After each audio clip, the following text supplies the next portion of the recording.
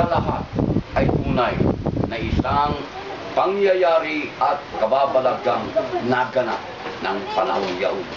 Na dito, isang hiwaga, datapwat ang hiwagang yan, ay tunay na ipinapayag ng Ama upang sa magkagay maunawaan at tunay na pahalagan ng bawat isa sa atin. Kaya dito mga minamahal na kapatid, ano ang dakilang kahulugan ng pagkasakit at pagkamatay ni Lazaro? Ayon po dito sa Juan, Kapitulo 11, talatang 4. Alam nyo mga minamahal, mayroong balitang ipinahayag dahilan si Lazaro ay kapatid na Marta at Maria na tunay na kaibigan ng ating Panginoon Kristo at nang ito'y magkasakit ay tunay na ipinapuso ni na Maria at Marta ang pagkasakit ni Lazaro sa ating Panginoon Kristo.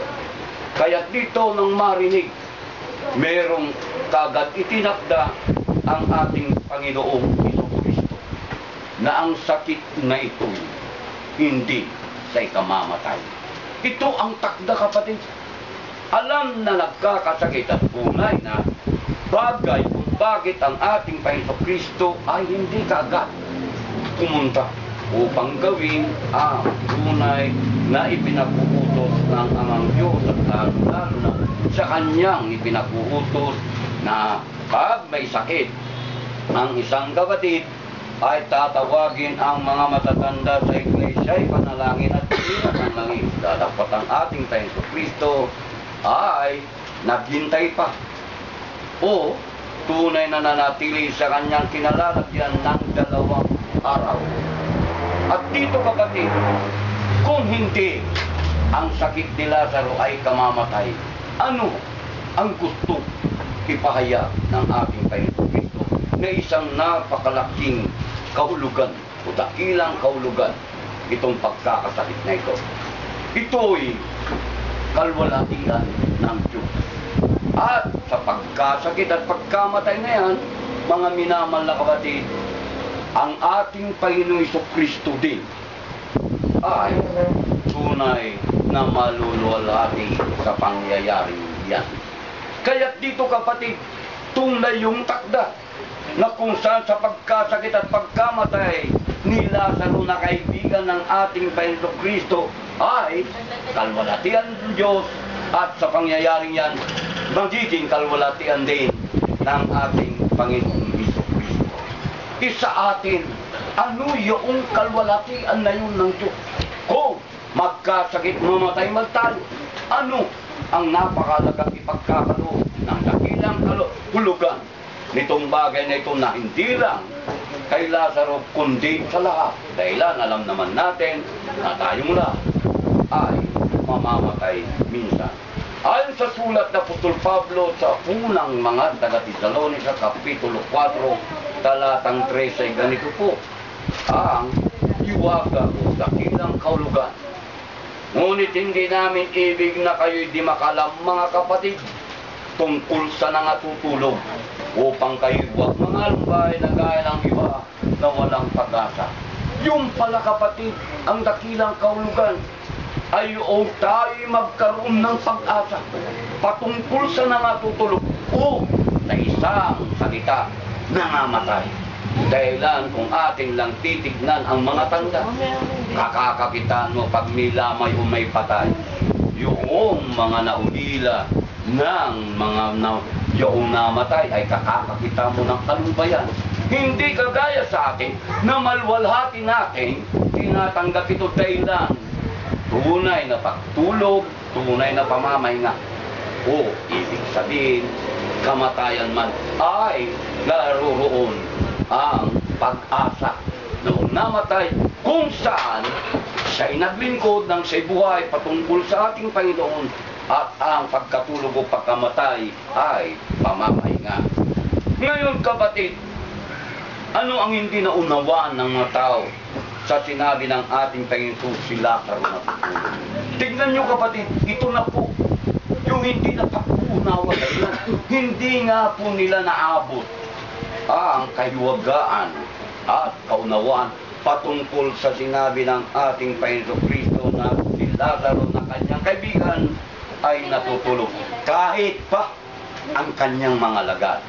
Kaya't dito nagsabi ang ating Panginoong Kristo sa mga bagay nito na kanyang ipapaunawa sa bawat isa sa atin. Dito po sa Juan, Kapitulo 11, talatang 11 hanggang 13.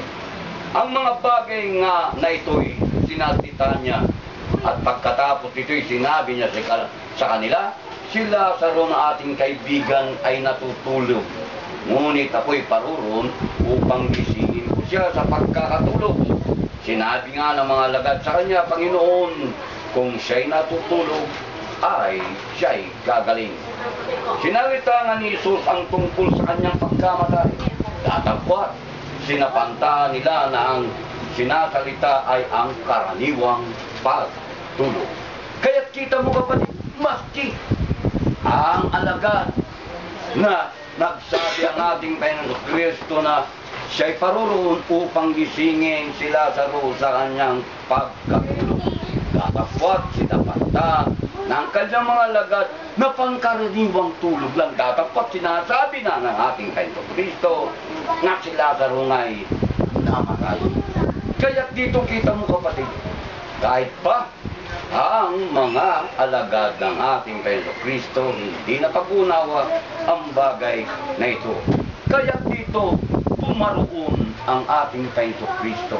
At mababasa yan sa Kapitulo 11 ng Juan, talatang 20 hanggang 25, nang marinig na ni Marta ang isang kapatid ni Lazaro ay muling pinuntahan at sinabi sa ating Panginoon Kristo, Panginoon, kung narito ka sana, hindi sana mamamatay ang ating kapatid. Datapwat sinabi ng ating Panginoon Kristo, babangon muli ang iyong kapatid. At sinagot ni Marta na nagsabi, opo, babangon ang aking kapatid sa uling araw. At anuman ang iyong hilingin sa Diyos ay ipagkakaloob na sa iyo. At sinabi ng ating Panginoon Kristo kay Marta, ako ang pagkabuhay na maguli at kabuhayan. Sino man ang sasampalataya sa akin, mamamatay man, datapwat, ito'y mabubuhay. At sino mang sasampalataya sa akin ay hindi mamamatay magpakailanman.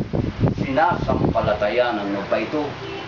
Kaya't ito kapatid, tunay na nagsalita at pinagtugunan ang ating Panginoong Kristo at si Marta na kung saan sa pagkaalam ni Marta ay sa huling araw babangon ang kanyang kapatid. Datapot ang kanyang kausap na may angking kapangyarihan upang buhayin si Lazaro. Kaya dito na po pumapasok na kung anumang ibig hilingin ng ating Panginoon Kristo sa ating Panginoon Diyos ay mga gaganap. Datapwat ang hindi na pag-unawa ng karamihan na hindi kagaya sa atin na alam ang karunungan yan. Ang sumampalataya sa amang Diyos at sa ating Panginoon Kristo hindi mamamatay magpakailan-kailanman. Ito kapatid ang ditanggap ng karamihan na hindi na pag-unawa. Tunay na ang tao pag sumampalataya ayon nga sa diwa ng pag-aaral na takilang kahulugan, tayo, alin ang tao? Ang tao naging makasalanan.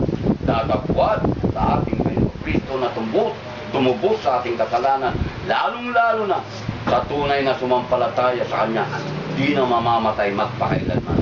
Dahilan itong laman na ito ay galing sa labok ng lupa at darating ang panahon na ito'y babalik. Datapwat ang Espiritu. Ang Espiritu na gaya ng ating Panginoon Kristo kapatid ay hindi mamamatay magpakailanman. Ang laman ang mamamatay. Datapwat ang Espiritu ay mabubuhay. Kaya dito kapatid, ito po ang pagtatalastasan na ang karamihan din, napakaraming taon nang lumipas. Datapwat hanggang sa ngayon, sa mga nasa labas ng sambayanan ng Diyos, hindi napakunawa ni hindi nalalaman ang kaiwagaan nito. Kaya Bakit hindi sinampalatayan ang sinabi ng Panginoong Hesus na